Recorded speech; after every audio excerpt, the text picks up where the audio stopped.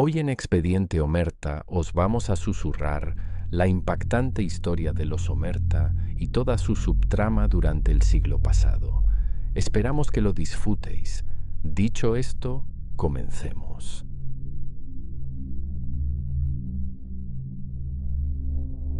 Las calles de Nueva York en los años 70 tenían un sonido, el de las sirenas, el del funk y el del dinero cambiando de manos en esquinas oscuras. Pero en la cima había un código silencioso, la omerta. Las 5 familias controlaban todo, especialmente el veneno más lucrativo, la heroína. Nadie, absolutamente nadie, operaba sin su permiso.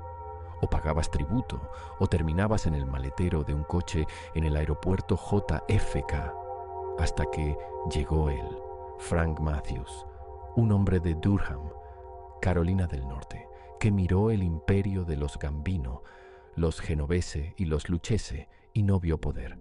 Vio intermediarios caros. Frank Matthews decidió hacer algo imperdonable, cortar a la mafia italiana y construir su propio imperio global.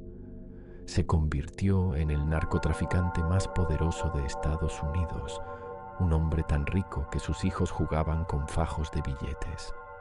Y luego, justo cuando el gobierno y la mafia iban a por él, hizo el truco de magia final. Desapareció. Bienvenidos a Expediente Omerta. Hoy desclasificamos la historia del César negro que desafió a la mafia y se salió con la suya. Frank Matthews no nació con una cuchara de plata. Nacido en 1944 en un Durham segregado, perdió a su madre siendo un niño y fue criado por su tía. Desde joven mostró 2 cosas: una inteligencia afilada para los números y un desprecio absoluto por las reglas. Tras un paso por prisión, se mudó a Nueva York a principios de los 60. Empezó desde abajo como cobrador en el juego de los números en Harlem. Operaba desde una barbería, pero Frank veía más allá. Veía que los capos negros de Harlem, como Bumpy Johnson, tenían el poder en la calle, pero seguían dependiendo de los proveedores italianos. La famosa French Connection traía la heroína desde Marsella y las 5 familias cobraban su peaje antes de que llegara a Harlem. Matthews pensó, ¿por qué? Si ellos controlaban el territorio, ¿por qué darle el dinero a los italianos? Frank comenzó a hacer conexiones, no solo en Harlem, sino con proveedores cubanos y venezolanos que querían un pedazo del mercado de Nueva York sin pasar por la mafia. Era ambicioso, pero también muy inteligente. Sabía que necesitaba volumen para competir. A finales de los 60, Frank dio el salto. Gracias a Rolando Lucas González Núñez, un proveedor cubano consiguió acceso directo a heroína de alta pureza. Frank Matthews dejó de ser un cobrador de números. Se convirtió en el César negro. Su estrategia fue empresarial, mejor producto a mejor precio, directamente al consumidor. Al eliminar el tributo a las familias italianas podía vender más barato y seguir ganando una fortuna. Las 5 familias estaban furiosas. Esto no era solo una pérdida de dinero, era un desafío a su autoridad, un insulto a la omerta. Hubo intentos de asesinato, pero Matthews era esquivo. No vivía en el lujo ostentoso en Harlem. Vivía en un barrio residencial acomodado de Staten Island con su esposa e hijos, lejos de los tiroteos. Y mientras la mafia lo buscaba, Frank estaba ocupado. Estaba reclutando. Organizó una red que cubría 21 estados. Reclutaba a azafatas para contrabandear la heroína en sus bolsos. Se dice que una de sus casas de seguridad tenía un armario lleno hasta el techo de fajos de dólares, apilados por altura. Frank Matthews estaba ganando, solo en 1971, una cantidad estimada de $100 millones de la época. Lucky Luciano había tardado décadas en construir su imperio.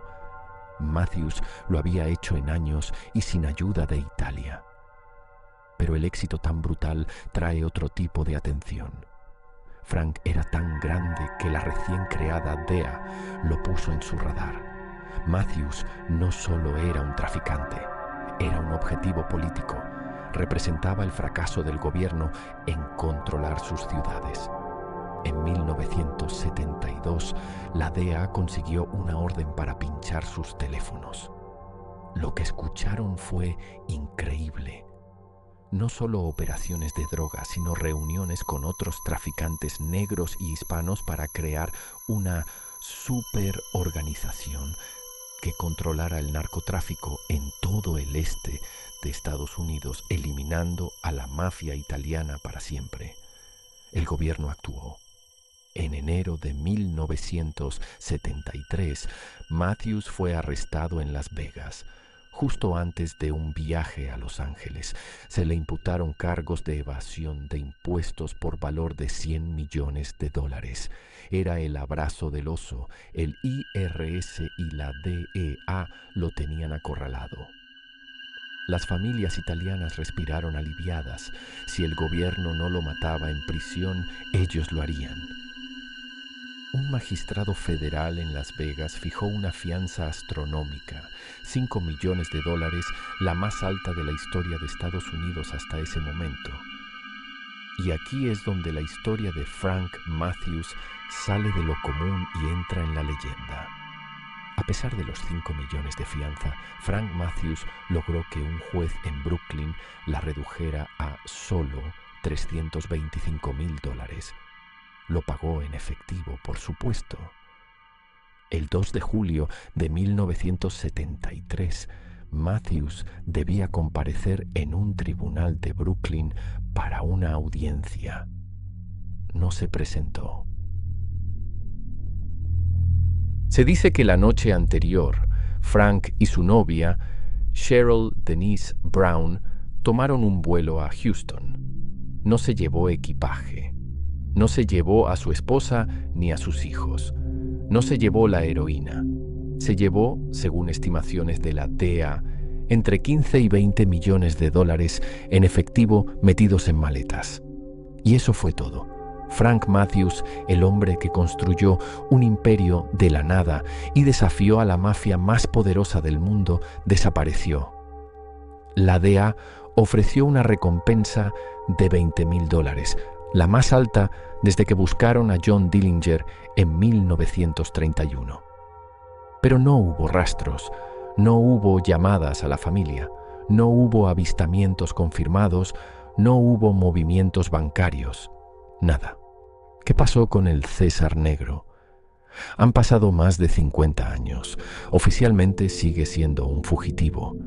Algunos amigos creen que fue asesinado por la mafia italiana o por sus propios asociados para quedarse con el dinero.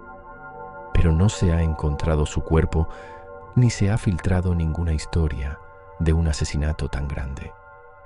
Otros creen que cumplió su plan final, que huyó a África, a Las Vegas con una nueva identidad, o a las Bahamas. Si hoy viviera, tendría más de 80 años.